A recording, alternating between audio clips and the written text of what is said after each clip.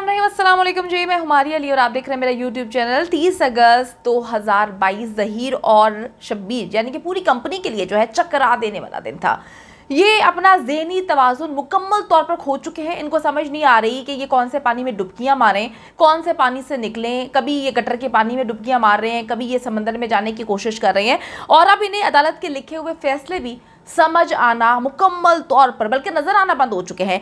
ज़हीर और शब्बीर की गिरफ्तारी को गैर कानूनी करार देने वाले 30 अगस्त का अदालती ऑर्डर क्यों नहीं पढ़ पा रहे, क्यों नहीं समझ पा रहे, क्यों नजर आना बंद हो चुका है। जो नहीं पढ़ सकते, समझ नहीं सकते, उनके लिए मैं पढ़ देती हूँ ताकि जो है वो चीज़ें जो है क्लियर हो जाए। और मैं आपको एक एक लफ्ज़ जो है वो पढ़ के बताऊंगी ताकि सबको बहुत अच्छे से समझ आ जाए। मेरे पास ये ऑर्डर है, ठीक है।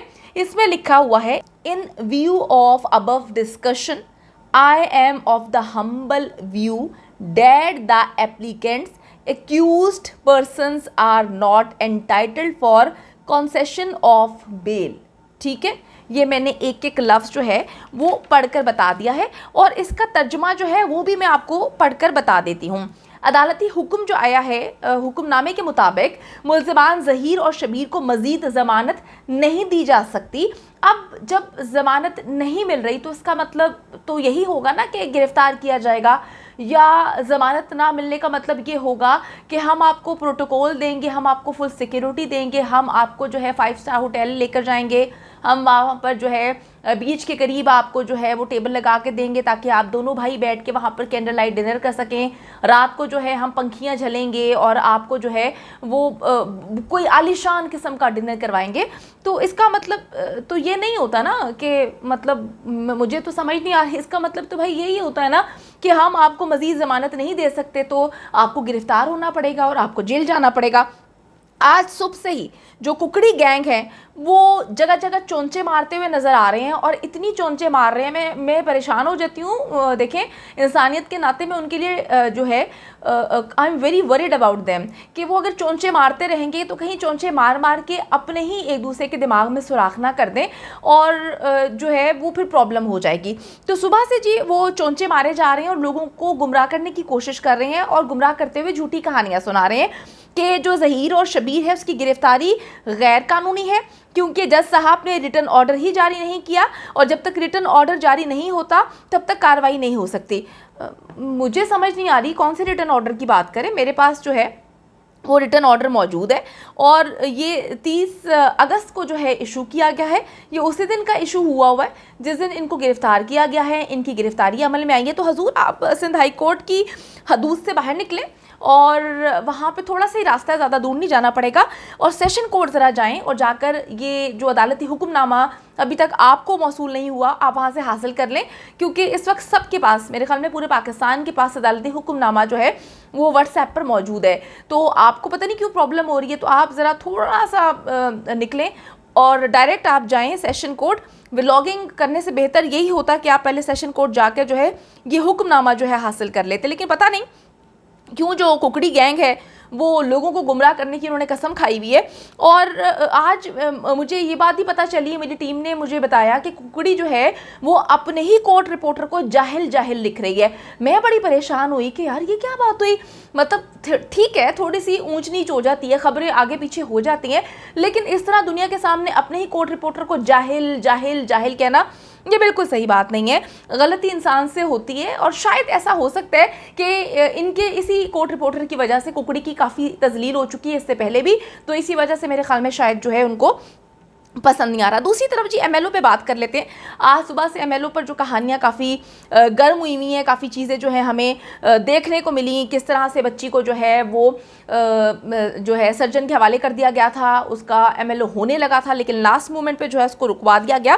तो अब एमएलओ जो है ज़हीर और शब्बीर के गले की हड्डी क्यों बन चुका है, ऐसा क्या मामला। और इस हवाले से बात करने के लिए लाहौर हाई कोर्ट के सीनियर वकील फयाज रामे साहब से जो है चीज़ें जानते हैं। अस्सलाम वालेकुम सर, उम्मीद करती हूँ कि आप अच्छे होंगे। रामे साहब, ये एमएलओ में ऐसा क्या आने वाला है, क्या चीज़ें जो हैं, कौन से राज अफशा होने वाले हैं जो ये मेडिकल इन सब के जो है गले की हड्डी बनी हुई है और ये सारे इस मेडिकल के खिलाफ क्यों हैं, कौन से ऐसे खौफनाक या पोशीदा राज बाहर आने का खतरा है, इस हवाले से बताइएगा। अस्सलाम वालेकुम जी मारिया, बहुत शुक्रिया आपका पहले तो मैं आपका बहुत मशकूर हूँ कि आप इसमें बहुत ज़्यादा एफ़र्ट कर रही हैं इस केस में डे 1 से, और मैं आपको ट्रिब्यूट भी करता हूँ। और अब आ जाते हैं केस की तरफ। तो सबसे पहले तो ये लोग कहते थे कि जी मेडिकल की दरख्वास्त के हवाले से अगर बात की जाए तो 72 आवर्स में मेडिकल हो जाता है, तो इसके बाद तो कुछ भी नहीं आता जी, और इसमें अभी इस मेडिकल करवाने का कोई फ़ायदा नहीं। तो इसमें मेरा पहला सवाल ये है कि अगर मेडिकल करवाने का फ़ायदा नहीं है तो फिर आपके गले की हड्डी क्यों बन गया है ये मेडिकल? आप इतने बेचैन क्यों हैं पड़े हैं? अभी आज बच्ची का मेडिकल होना था 10 बजे के करीब, देन आप इस पर इतना घबरा क्यों गए हैं? फ़ौरन से आप हाई कोर्ट क्यों पहुँच गए हैं? तो बेसिकली इसमें इनकी पीछे इंटेंशन नज़र आ रही है। इनको पता है कि अगर मेडिकल होगा तो ये इनकी ज़िंदगी और मौत का सवाल है, और इसमें तमाम तर जो चीज़ें हैं वो खुल जाएंगी, और ये इसको डिले करने के लिए अदालत चले गए। और सेकेंडली अगर बात की जाए तो इसमें मेडिकल जो था उसको चैलेंज करना पिटिशन इनका राइट है, अक्यूज़ का राइट है, ये चैलेंज कर सकते हैं। अदालत के किसी भी फैसले को, एक अदालत ने फैसला किया उसको चैलेंज कर सकते हैं, और उसमें उसको स्टे कर दिया जाना ये एक नॉर्मल रूटीन मैटर है, अदालतें कर देती हैं आमतौर पर। अब इसमें कोई ये परमानेंट ऑर्डर नहीं किया गया, मुश्किल तौर पे मेडिकल को अभी रिजेक्ट नहीं किया गया, अभी इसमें सिंपल नोटिस हुए हैं। नोटिस होने के बाद अदालत ने हमें भी सुनना है, हमें सुनने के बाद ये मैंडेटरी प्रोविजन है, लाजमो मजलूम है, ये मेडिकल कैसे रिजेक्ट कर सकती है कोर्ट? देखें, एक बच्ची किडनैप हुई है और उसका मेडिकल करवाए बगैर कोर्ट कैसे अपना ओपिनियन दे सकती है? कोई भी अपना ओपिनियन नहीं दे सकता कि फ़िज़िकल असॉल्ट हुआ है या नहीं हुआ। तो इसके लिए मेडिकल तो जो है वो मैंडेटरी प्रोविजन है, ये होना ही होना है। तो ये मैंने पहले ही आपको कहा था कि ये नॉन प्रोफेशनल लोग हैं, यूट्यूब चैनल पे बैठे होते हैं, इनको वकालत पुलत आती कोई नहीं, बस एवं अपनी इन्होंने रोज़ी रोटी चलाई हुई है। तो इसी वजह से आज ये मुल्ज़म जो है ज़हीर वो जेल में है। देखें, इन्होंने लाहौर में एक स्टंट खेला, जिसकी वजह से, एक स्टंट की वजह से एक ऐसा पॉइंट मिला कि आज इनके मुल्ज़म को सज़ाए मौत होने वाली है। और अगर दूसरी बात की जाए तो इनके वारंट गिरफ़्तारी भी जारी हुए हैं, नूर मनीर वगैरह के और सहूलतकारों के। तो अब ये लोग बच नहीं सकते। अब दोबारा मैं उसी पॉइंट की बात पे आता हूँ, मेडिकल के ऊपर। तो मेडिकल तो होना ही होना है। इसमें लोग जो मायूस हो रहे हैं, मैं उनसे यही कहूँगा कि वो मायूस ना हो, मेडिकल होना ही होना है। और अगर बात की जाए व्हाट्सएप कर दिया गया पुलिस ऑफिसर को, तो ये देखें, पुलिस तो डे 1 से, पुलिस तो चाहे पंजाब की हो, चाहे सिंध की हो, चाहे बलूचिस्तान की हो, पुलिस तो सब जगह की एक जैसी ही होती है।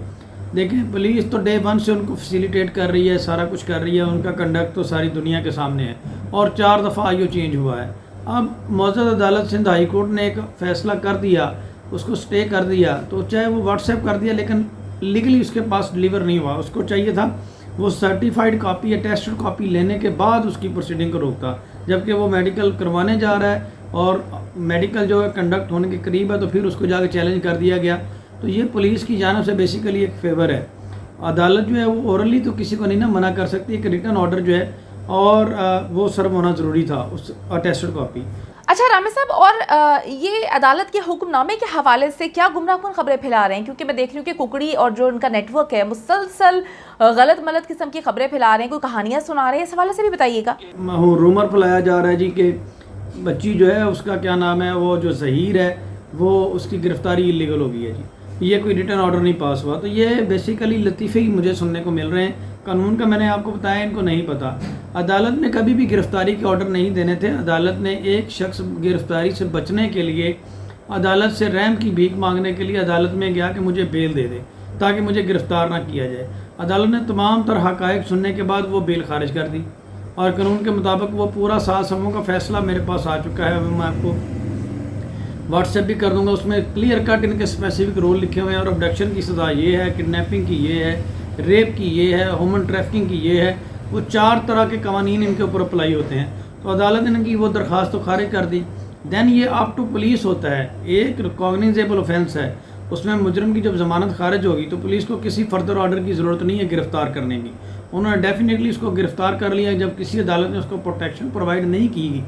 बेल तो प्रोटेक्शन होती है, जब वो प्रोटेक्शन की लिमिट ख़त्म होगी, खारिज होगी, अब अदालत ने बच्चों की तरह स्पून फीडिंग तो नहीं करनी। किसी पुलिस ऑफिसर को ये तो नहीं कहना कि जाओ अब इसको गिरफ़्तार करो, ये तो ड्यूटी बाउंड है एज़ पर लॉ उसको गिरफ़्तार करने का। तो यही हुआ है, कोई इलीगल का स्टडी नहीं है, और ना ही ये बाहर आने वाले हैं। जब बाहर आएंगे तो फिर मैं और आप गवाह हैं, फिर आप मुझे दोबारा लाइव पे लीजिएगा और बताइएगा कि ये गवाह ये बाहर आ गया ज़हीर इस वेस के ऊपर कि इलीगल कस्टडी और आपने कहा था कि इलीगल कस्टडी नहीं है। तो ये जस्ट एक दिल की तसल्ली के लिए ना इस तरह की बातें करते हैं। और इसमें मैं सिंपल यही कहूँगा कि मैं एक शेर इनके लिए अर्ज़ कर देता हूँ कि मैं आईना हूँ, दिखाऊँगा दाग चेहरे के, जिसको बुरा लगता है वो सामने से हट जाए।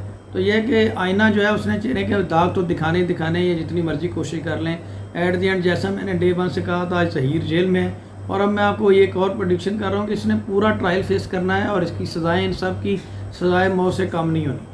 इंशाल्लाह ताला। बहुत शुक्रिया जी, फयाज़ आमिर साहब मौजूद हैं और मैं तो यही कहूँगी सर, देखें आप एक काबिल वकील हैं और आपका तजर्बा भी बहुत ज़्यादा है। आपने जो सारी हमें स्टोरी बताई है, हम लोग आपको देखकर सीखते हैं और समझने की कोशिश करते हैं लॉ के हवाले से, क्योंकि हम लोग प्रोफेशनल वकील तो है नहीं।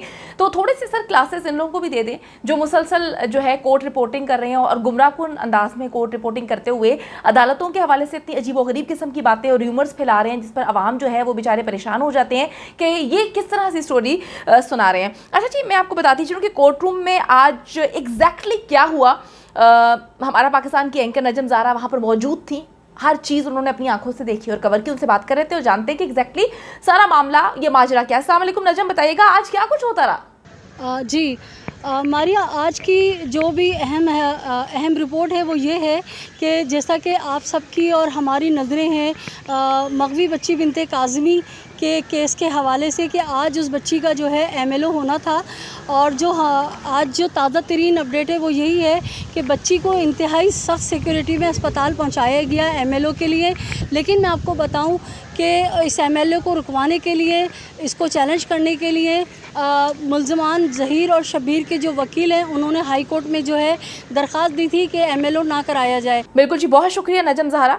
और इंशाल्लाह ताला जी मामला हक और सच की तरफ जाएंगे। जो भी गलत बातें फैलाने की कोशिश कर रहे हैं, मैं एक बार जानती हूँ कि आखिर में हक की और सच की ही जीत होती है। जिसने जो बातें करनी है करते रहें, फैसला तो अदालतों ने करना है और हमें अपनी मोअज़्ज़िज़ अदालतों पर, मोअज़्ज़िज़ जज साहिबान पर बेहद भरोसा है।